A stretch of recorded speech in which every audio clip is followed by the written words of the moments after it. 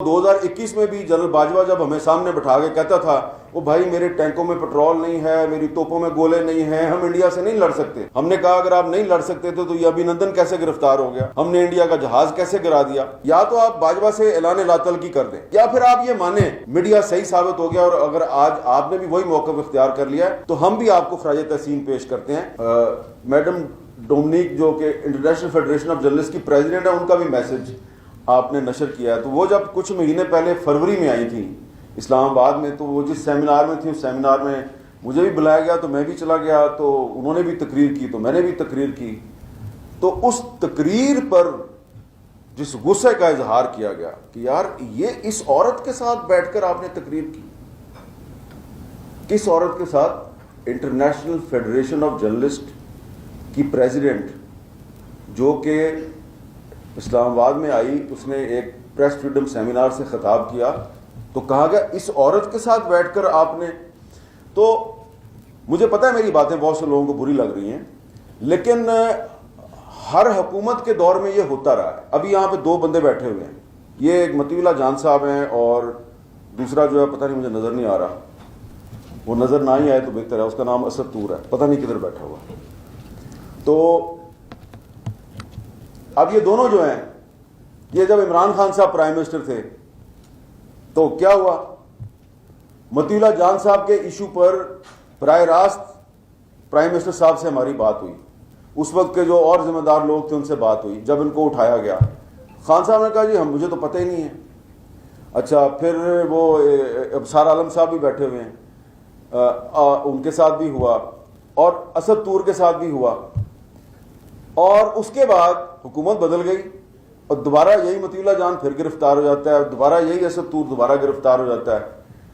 تو حکومت بدلتی ہے لیکن ریاست کا کردار نہیں بدلتا. چہرے بدل جاتے ہیں لیکن کردار نہیں بدلتا، کردار وہی رہتا ہے. یہ میں نے آپ کو ایک مثال دی ہے. یہ جو یہاں پہ بات کی نا رانا عظیم صاحب نے کی کہ جناب جو صحافیوں کی تنظیمیں ہیں یا جو پریس کلب ہیں ان کو کسی حکومت کا یا کسی سیاسی جماعت کا ترجمان نہیں بننا چاہیے. تو بھائی یہی تو مسئلہ ہے، جو لوگ ترجمان نہیں ہیں ہر حکومت کے دور میں سچ بولنے کی کوشش کرتے ہیں، تو ہر دور میں انہی لوگوں کے ساتھ ظلم کیوں ہوتا ہے؟ وہی لوگ جو ہے ناانصافی کا شکار کیوں بنتے ہیں؟ اس کا جواب کوئی تو دے نا ہمیں.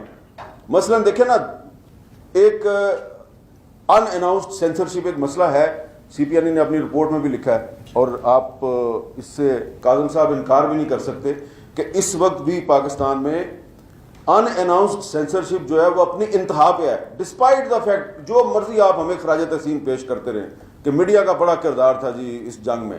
بھائی میڈیا کا کردار تو جو ہے وہ ہمیشہ سے رہا ہے. ہم تو 2021 میں بھی جنرل باجوہ جب ہمیں سامنے بٹھا کے کہتا تھا وہ بھائی میرے ٹینکوں میں پٹرول نہیں ہے، میری توپوں میں گولے نہیں ہیں، ہم انڈیا سے نہیں لڑ سکتے. تو میں نے اور نسیم زہرا نے اس کو کنفرنٹ کیا. ہم نے کہا اگر آپ نہیں لڑ سکتے تھے تو یہ ابھینندن کیسے گرفتار ہو گیا، ہم نے انڈیا کا جہاز کیسے گرا دیا؟ تو اس کے پاس جواب نہیں تھا. تو اسٹیٹ کی پالیسی اس وقت یہ تھی، میڈیا اس وقت بھی کہہ رہا تھا جناب جو بھی ہے ہم دشمن کا مقابلہ کر سکتے ہیں. اب آپ ہمارے موقف پہ آئے ہیں، یا تو آپ باجوہ سے اعلان لا تعلقی کر دیں یا تو آپ جنرل فیض سے اعلان لا تعلقی کر دیں جو اجیت ڈوول کے ساتھ مل کر سیز فائر کا فیصلہ کرتا تھا اور سید علی گیلانی صاحب کو شٹ اپ کال دیتا تھا. یا تو آپ ان سے اعلان لا تعلقی کر دیں یا پھر آپ یہ مانیں کہ آپ پاکستان کے جو میڈیا کا جو موقف تھا آپ اس پہ آ گئے، میڈیا صحیح ثابت ہو گیا، اور اگر آج آپ نے بھی وہی موقف اختیار کر لیا ہے تو ہم بھی آپ کو خراج تحسین پیش کرتے ہیں. تو آپ اگر ہمیں خراج تحسین پیش کر رہے ہیں کہ میڈیا نے بہت اچھا کردار ادا کیا ہے، تو میڈیا کا کردار پہلے بھی یہی تھا، آپ کا کردار اس وقت یہ نہیں تھا. چہرہ چینج ہو کے آپ کا کردار اگر وہی ہو گیا تو ہم آپ کو خراج تحسین پیش کرتے ہیں. آپ ہمیں خراج تحسین پیش کریں، لیکن سچائی یہ ہے کہ ہم ایک دوسرے کی تعریفیں کرتے رہیں. سینسرشپ تو ختم نہیں نہ ہوئی، سینسرشپ تو چل رہی ہے نا. کاشف عباسی تو ابھی تک آف ایئر ہے. تو اگر ہم کاشف عباسی کا نام نہ لیں اور ایک دوسرے کو خراج تحسین پیش کرتے رہیں تو اس کو کہتے ہیں خود فریبی. تو خود فریبی کا ہم شکار نہ ہو تو بہتر ہے. سی پی این ای کی رپورٹ جو ہے اس نے ہمیں پیغام دیا ہے کہ بھائیوں بہنوں خود فریبی کا شکار نہ ہونا. آپ کی تعریفیں بہت کی جا رہی ہیں کیونکہ ریاست کو اس وقت آپ کی ضرورت ہے، لیکن ابھی تک آپ کے ساتھ وہی کچھ ہو رہا ہے جو پچھلے دور میں اور اس سے پچھلے دور میں ہو رہا تھا۔ میں نے تھوڑی سی باتیں اس لیے کی ہیں کہ اس دور میں پریس کلبوں کو تالے لگ رہے ہیں، اس سے پچھلے دور میں بھی تالے لگ رہے تھے۔ سی پی این ای کی رپورٹ میں ذکر ہے کہ کوئٹہ پریس کلب کو تالا لگایا گیا۔ تو اگر آج پاکستان کے میڈیا کی بہت تعریفیں ہو رہی ہیں تو ہمیں اس کی بڑی خوشی ہے، ہمیں بڑا فخر ہے کہ افواج پاکستان نے، ریاست نے، عوام نے مل کر بھارت کے غرور کو خاک میں ملایا ہے۔ لیکن کچھ اور بھی محاذ ہیں جہاں پہ ہمیں بھارت کو شکست دینی ہے۔ وہ کون سے محاذ ہیں؟ میں ذرا فیکٹس کے ساتھ بات کروں گا۔ ورلڈ جسٹس رپورٹ 2024، اس میں جو پاکستانی عدلیہ ہے وہ آتی ہے جی 129 نمبر پہ، 129واں نمبر ہے۔ انڈیا کا نمبر ہے 73۔